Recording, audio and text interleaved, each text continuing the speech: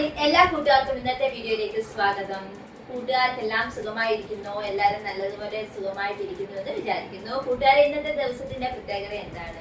ഇന്നത്തെ ദിവസത്തിന്റെ പ്രത്യേകത ജൂൺ 19 വായനാ ദിനം അല്ലെ. വായനാ ദിനം എന്താണെന്നുള്ളത് ഇന്നലെ കൂട്ടുകാരോട് ഞാൻ പറഞ്ഞു തന്നിരുന്നു. കൂട്ടുകാർക്ക് ഈ ചാനൽ കണ്ടിട്ടുള്ളവരാണെങ്കിൽ, ഇന്നലെ ഇത് കണ്ടിട്ടുള്ള കൂട്ടുകാരാണെന്നുണ്ടെങ്കിൽ അവർക്ക് മനസ്സിലാകും വായനാ ദിനം എന്താണെന്ന്. എന്നാലും ഒന്നുകൂടെ റിമൈൻഡ് ചെയ്യാൻ മാത്രം ഞാൻ നിങ്ങൾക്കൊന്ന് പറഞ്ഞു തരാം.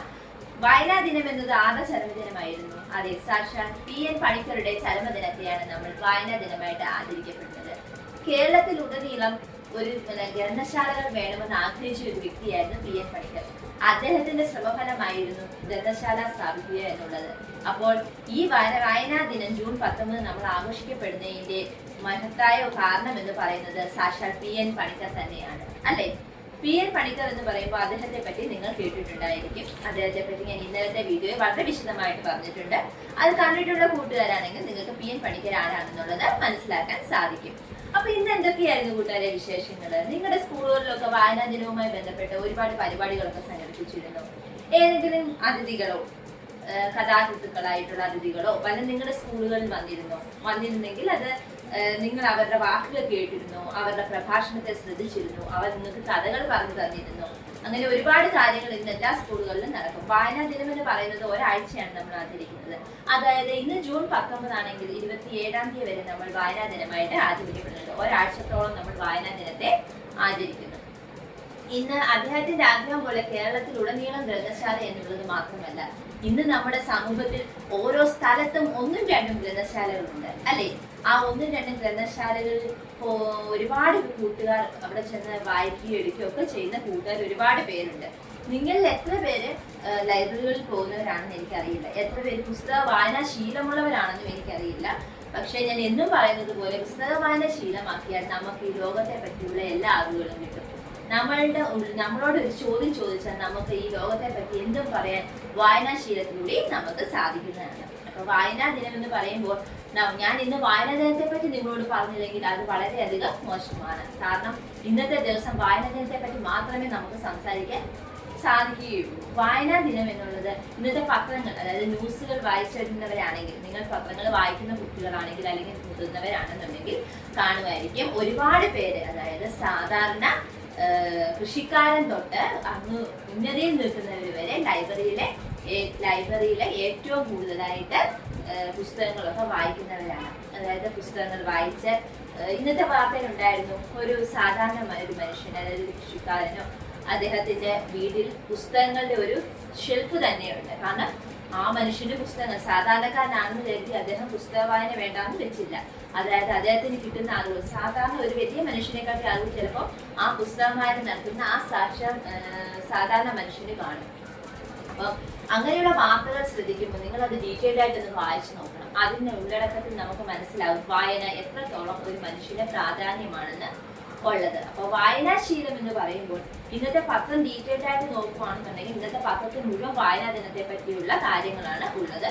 അതിനകത്ത് കൂട്ടുകാർക്ക് പത്രങ്ങൾ ശ്രദ്ധിക്കുമ്പോൾ അറിയാം, അതിനകത്ത് പഠിപ്പുര എന്ന് പറയുന്ന ഒരു പേജുണ്ട്. അതിനകത്ത് എല്ലാം വായനാ ദിനത്തിന്റെ നമുക്ക് വായിക്കാനും എടുക്കാനും ഉള്ള കാര്യങ്ങളൊക്കെ നമുക്ക് വർക്ക് ചെയ്യാനും ഒക്കെ ഉള്ളത് അതിനകത്തുണ്ട്. അപ്പൊ അതൊക്കെ ഒന്ന് ശ്രദ്ധിക്കണം. പത്രം വായനയാണ് ഒരു വായനാശീലത്തിന്റെ തുടക്കം എന്ന് നമ്മൾ ആദ്യം ഇടേണ്ടത്. അതായത് പത്രം വളരെ വിശദമായിട്ട് വായിക്കുന്ന ഒരു വ്യക്തിക്ക് പിന്നീട് എല്ലാം വായിക്കാനുള്ള ഒരു ടെൻഡൻസി വരും. അപ്പൊ പത്രം വായനയിലാണ് വായനാശീലത്തിന്റെ തുടക്കം നമുക്ക് ഇടാവുന്നത്. അപ്പൊ എല്ലാ കൂട്ടുകാരും ഹാപ്പി ആണെന്നുണ്ടെങ്കിൽ, ഇന്ന് വായനാ ദിനത്തിന്റെ പ്രാധാന്യം എന്നത് നിങ്ങൾക്ക് മനസ്സിലാകുന്നുണ്ടെന്നുണ്ടെങ്കിൽ ഇന്ന് തൊട്ടെങ്കിലും ഒരു പുസ്തകമെങ്കിലും ഒരാഴ്ചയിൽ വായിക്കാം എന്നുള്ളൊരു തീരുമാനം നിങ്ങൾ എടുക്കണം. അതായത് അത് നമ്മുടെ ജീവിതത്തില് ഏറ്റവും പ്രാധാന്യമുള്ള ഒരു ഘടകമാണ്. നമ്മളെ ഏറ്റവും കൂടുതൽ അറിവ് വളർത്തുന്ന ഒരു കാര്യമാണ്. PN പണിക്കരെ ആഗ്രഹിച്ചതും അത് തന്നെയാണ്, എല്ലാവരിലും വായനാശീലം വളർത്തിയെടുക്കുക എന്നുള്ളത്. അപ്പൊ വായനാശീലം എന്ന് പറയുന്നത് ഒരു മനുഷ്യന്റെ ജീവിതത്തിൽ അത്യാവശ്യമായ ഒരു കാര്യമാണ് കൂട്ടുകാർ. അപ്പൊ വായനാശീലം ഇന്ന് ദിവസം തൊട്ട് നിങ്ങൾ മനസ്സിലൊരു തീരുമാനം എടുക്കുക. ഞാൻ മാസത്തിൽ അല്ലെങ്കിൽ ആഴ്ചയിലെ ഒരു പുസ്തകമെങ്കിലും ഞാൻ വായിച്ചിരിക്കും. കുട്ടികൾക്ക് വായിക്കേണ്ടതായ പുസ്തകങ്ങൾ ലൈബ്രറികളിലുണ്ട്. വലുതായവർക്ക് അവരുടേതായ പുസ്തകങ്ങളുണ്ട്. അപ്പൊ അതെല്ലാം എടുത്ത് നിങ്ങൾ വായിച്ചു നോക്കുക. നിങ്ങൾ വായിക്കുമ്പോഴാണ് നമുക്ക് പിന്നെയും വായിക്കണമെന്നുള്ള തോന്നൽ വരുന്നത്. എനിക്ക് വേണ്ട, ജസ്റ്റ് നോക്കാം എന്നൊക്കെ കരുതി ഇരുന്ന് കഴിഞ്ഞാൽ നമുക്ക് വായനാശീലം ഉണ്ടാവില്ല. വായിക്കാൻ നമ്മളൊരു പുസ്തകം എടുത്ത് വായിക്കുമ്പോൾ പിന്നെയുള്ള വായന. ഇപ്പൊ വായന എന്ന് പറയുമ്പോൾ നോവലുകളോ കഥകളോ ഒന്നും ആവണമെന്നില്ല. അതിപ്പോ ഞാൻ നിങ്ങളെ ആദ്യം പഠിപ്പിച്ചിരുന്നു. ഇങ്ങനെ ഈ ഒരു പുസ്തകം ഞാൻ കാണിച്ചിരുന്നു നിങ്ങളെ. ഇതൊന്ന് ഈ കൊച്ചു കുട്ടികളാണെങ്കിൽ ഇത് വായിച്ചാലും മതി. ഇത് തുടക്കമിട്ട് കഴിഞ്ഞാൽ അവർക്ക് വായനാശീലം തീർച്ചയായിട്ടും നിങ്ങൾക്ക് വായനാശീലം ഉണ്ടാവും ഈ പുസ്തകം വായിക്കുകയാണെങ്കിൽ. അപ്പം ഇത് തുടക്കം മാത്രമാണ്. പക്ഷെ ഇന്ന് കൂട്ടുകാർ, ഇന്ന് ഞാൻ നിങ്ങൾക്ക് വന്നിരിക്കുന്നത് ഇതിനെപ്പറ്റി ഒരു വായനാ ദിനമായതുകൊണ്ട് അതിനെപ്പറ്റി സംസാരിക്കാതെ എനിക്ക് മുന്നോട്ട് പോകാൻ പറ്റില്ല. കാരണം എന്ന് പറയുന്നത് അതിന്റെ പ്രാധാന്യം. എന്നും നിങ്ങളോട് ഞാൻ പറയുന്നത് വായിക്കണം വായിക്കണം വായിക്കണം. കുട്ടികൾ എപ്പോഴും വായിച്ചു വളരണം എന്നുള്ളതാണ്. അപ്പം ഇന്ന് വായനാ ദിനമായതുകൊണ്ട് അതിന്റെ പ്രസക്തി ഞാൻ ഒന്നുകൂടി നിങ്ങളോട് എടുത്തു പറയുന്നതിന് ഉള്ളതേ ഉള്ളൂ. അതിപ്പോ മലയാളം ആവണമെന്നില്ല, ഇംഗ്ലീഷ് സ്റ്റോറീസ് വായിക്കാം, ഹിന്ദി സ്റ്റോറീസ് കഥകൾ വായിക്കാം. ഇതെല്ലാം നമുക്ക് വായിക്കാം. വായനാശീലം ഇന്ന ഭാഷ വേണമെന്നില്ല. നമുക്ക് അറിവ് ഏത് ഭാഷയിലൂടെയും നമുക്ക് ലഭിക്കാം. അപ്പം ഇന്ന് തൊട്ട് കൂട്ടുകാർ തീരുമാനം എടുക്കുക. നിങ്ങൾക്ക് വായനാശീലം നിങ്ങൾ തുടങ്ങും, അല്ലെങ്കിൽ നമ്മൾ ഫസ്റ്റ് ന്യൂസ് പേപ്പർ ഒക്കെ ഒന്ന് വായിച്ചു തുടങ്ങുക. നിങ്ങളെ തീരുമാനം എഴുതുമെന്ന് ഞാൻ വിശ്വസിക്കുന്നു. അപ്പൊ ഇന്നെന്ന് പറയുന്നത് ഞാൻ ആ ഒരു പുസ്തകം നിങ്ങളെ പരിചയപ്പെട്ടായിരുന്നു, ഗുണപാഠ കഥകൾ അല്ലെ. അപ്പൊ ഇന്ന് ഞാൻ ഇത് കണ്ട കൂട്ടുകാരെ, പഞ്ചതന്ത്രം കഥകൾ. ഈ പുസ്തകങ്ങൾ നിങ്ങൾ വായിക്കുവാണെങ്കിൽ നിങ്ങൾക്ക് അറിയാം, ഈ പുസ്തകം എപ്പോഴും ലൈബ്രറികളിൽ സജീവമാണ്. കാരണം പഞ്ചതന്ത്ര കഥകൾ കൊച്ചു കുട്ടികൾക്ക് എപ്പോഴും വായിക്കാൻ പറ്റിയ ഒരു പുസ്തകമാണ് പഞ്ചതന്ത്ര കഥകൾ. വായിക്കാൻ അറിയാത്ത കുഞ്ഞു കൂട്ടുകാർക്ക് വീട്ടിലിരിക്കുന്ന അമ്മമാർക്ക് വേണമെങ്കിൽ ഇത് വായിച്ചു കൊടുക്കാം. കാരണം അത് നമ്മൾ വായിച്ചു കൊടുക്കുന്ന അനുസരിച്ചായിരിക്കും പിന്നീട് അവർക്ക് ഇതാണ് ഇതിന്റെ കഥ. അപ്പൊ പിന്നീട് പ്രായമാകുമ്പോൾ അത് വായിക്കണം എന്നുള്ള തോന്നല് കൂട്ടുകാർക്ക് വരുന്നത്. അപ്പം ഈ പഞ്ചതന്ത്ര കഥയില് ഇന്ന് വേറെ ഒന്നും പഠിപ്പിക്കാൻ നിൽക്കാത്ത ഇന്ന് വായനാ ദിനം ആയതുകൊണ്ടാണ്. അപ്പൊ ഈ കഥ ഇത് വായിച്ചു തരാമെന്നാണ് ഞാൻ വിചാരിക്കുന്നത്. അത് നിങ്ങൾക്ക് എത്രത്തോളം നിങ്ങൾക്ക് അതിന് പ്രചോദനമാവുമെന്ന് എനിക്കറിയില്ല. എന്നാലും ഞാൻ എൻ്റെ ഒരു സമാധാനത്തിന് വേണ്ടി നിങ്ങളെ ഞാൻ ഇരുന്ന് വായിച്ച് കേൾപ്പിക്കുകയാണ്. അപ്പോൾ ഇത് കണ്ടല്ലോ, പുസ്തകം എല്ലാവരും കണ്ടല്ലോ. അപ്പം ഞാൻ പഠിപ്പിക്കാൻ പോകുന്നത് ഇതിനകത്ത് ഒരുപാട് കഥകളുണ്ട്.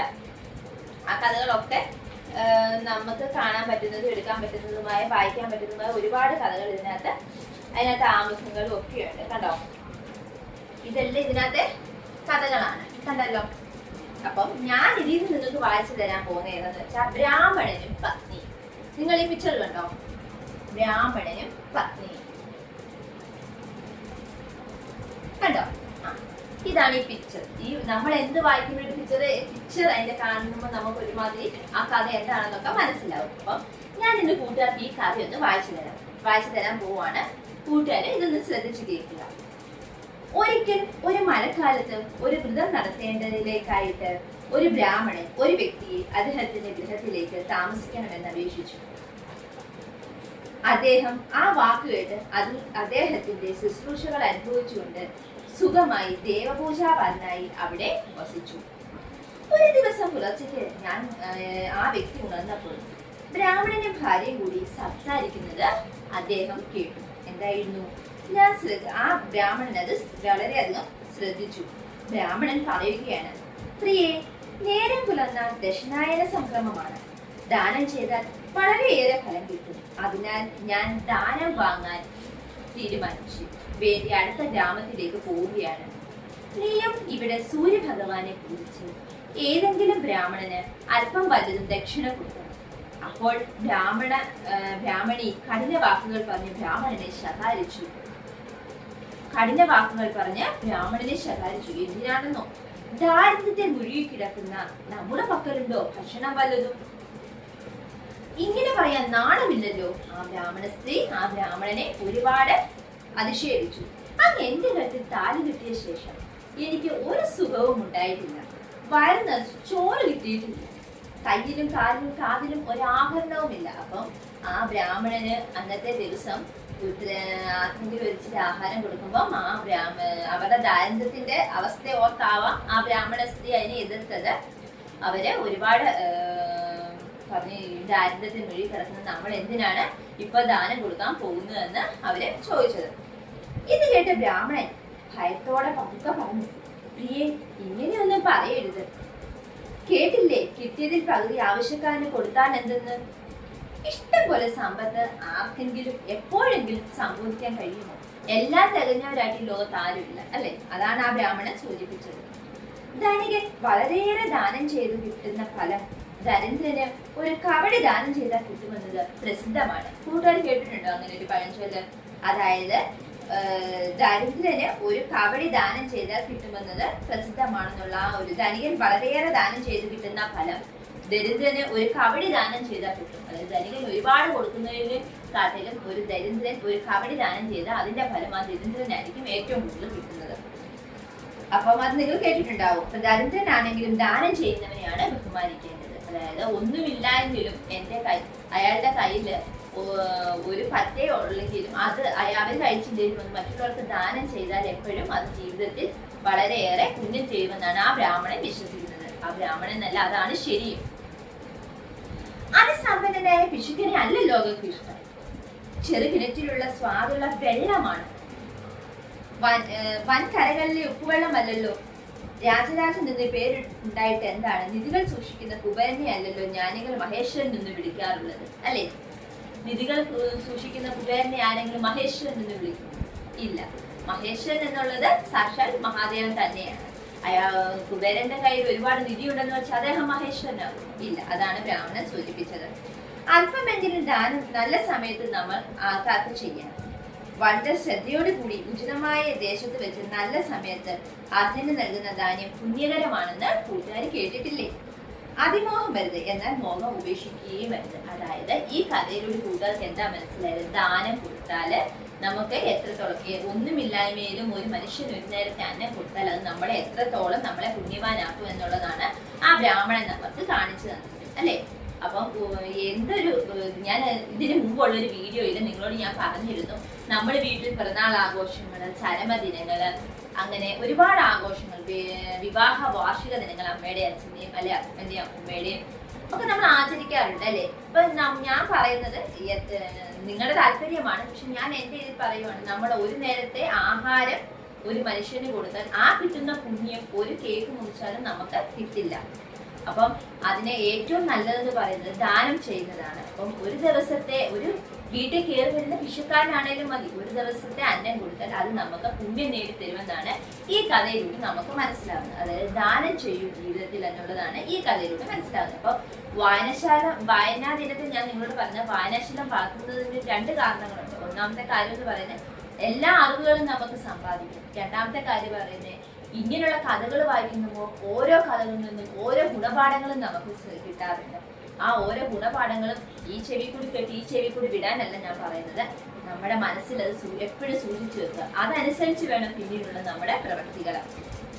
ഒരിക്കലും ഒരിടത്തും നമ്മൾ ചതിക്കപ്പെടാൻ പാടില്ല, ഒരിടത്തും നമ്മൾ വിട്ടുകൊടുക്കാനും പാടില്ല. നമ്മുടെ ജീവിതത്തിൽ എപ്പോഴും നമ്മൾ കാരുണ്യമുള്ളവരായിട്ടുണ്ടാവണം. അതായത് ദാനം ചെയ്യാനും പാവപ്പെട്ടവരെ കാണുമ്പോൾ അവരെ നമ്മുടെ ഒരു കരുതലാണ്. അതായത് അവർക്ക് നമ്മുടെ കയ്യിൽ ഒന്നുമില്ല എന്ന് കരുതരുത്. എന്തെങ്കിലും ഉണ്ടെങ്കിൽ ഇപ്പം പോകുന്ന വഴിയിൽ നമ്മുടെ കയ്യിൽ ഒരു ബിസ്ക്കറ്റേ ഉള്ളെങ്കിൽ ആ ബിസ്ക്കറ്റ് ആണെങ്കിൽ നമ്മൾ കഴിച്ചില്ലെങ്കിൽ അവർക്ക് കൊടുക്കുമ്പോൾ അതൊരു പുണ്യമാണ്. എന്നുവെച്ചാൽ നിങ്ങൾ കഴിക്കാതിരിക്കാനല്ല ഞാൻ പറയുന്നത്, ഒരു പുണ്യപ്രവൃത്തി. അപ്പൊ നമ്മൾ എത്ര ഇതാണേലും ഒരു ദിവസത്തെ ഒരാൾക്കെങ്കിലും ഒരു ദിവസത്തെ അന്നം കൊടുത്താൽ അത് നമുക്ക് പുണ്യം നേടിത്തരും എന്നുള്ളതാണ് ഈ കഥയിലൂടെ മനസ്സിലാക്കുന്നത്. വായനാ ദിനത്തോടനുബന്ധിച്ച് നിങ്ങൾക്ക് എനിക്ക് പറഞ്ഞു തരാനുള്ള ഏറ്റവും വലിയ ഗുണപാഠം അതാണ്. ദാനം ചെയ്യൂ. നമ്മുടെ മനസ്സ് എപ്പോഴും ശാന്തമായിട്ടിരിക്കുകയും നമ്മുടെ ജീവിതത്തിൽ നല്ലതും സംഭവിക്കുക എന്നുള്ളതാണ്. അപ്പം വായനാ ദിനം എല്ലാവർക്കും നല്ല ഹാപ്പി ആയിട്ടിരിക്കുവാണെന്നും എല്ലാവരും സ്കൂളിൽ അത് നല്ലവണ്ണം ആഘോഷിച്ചെന്നും ഒരുപാട് കഥാകൃത്തുക്കളുടെ കഥകളൊക്കെ നിങ്ങളെ വായിച്ച് ടീച്ചേഴ്സ് കേൾപ്പിച്ചു കാണുമെന്നൊക്കെ ഞാൻ വിചാരിക്കുന്നു. ഇന്നത്തെ വീഡിയോ വായനാ ദിനവുമായിട്ട് ബന്ധപ്പെട്ടതായതുകൊണ്ട് ഞാനിവിടെ നിർത്തുകയാണ്. അപ്പൊ എല്ലാവരും വായനാ ദിനത്തിന്റെ പ്രാധാന്യം ഞാൻ പറയാതെ തന്നെ മനസ്സിലാക്കിയിട്ടുള്ളവരാണെന്ന് എനിക്കറിയാം. അപ്പൊ ഓക്കെ, അപ്പൊ ഞാനിവിടെ പറയാൻ പോകുന്നത് എന്തെന്ന് വെച്ചാൽ വായനാ ദിനത്തിന്റെ പ്രത്യേകതകളൊക്കെ ആയിരുന്നു നിങ്ങളോട് പറഞ്ഞത്. നിങ്ങൾ അതെല്ലാം പഠിച്ചിട്ട് മനസ്സിലാക്കുന്നു. അത് നേരത്തെ നിങ്ങൾക്ക് മനസ്സിലാക്കിയിട്ടുള്ളവരാണെന്ന് ഞാൻ വിശ്വസിക്കുന്നു. ഇനി പുതിയ നിങ്ങൾക്ക് രസകരമായി, നിങ്ങൾക്ക് ഇഷ്ടപ്പെടുന്ന, നിങ്ങൾക്ക് താല്പര്യമുള്ള ഒരുപാട് വീഡിയോകളുമായിട്ട് ഞാൻ വരുന്നതായിരിക്കും.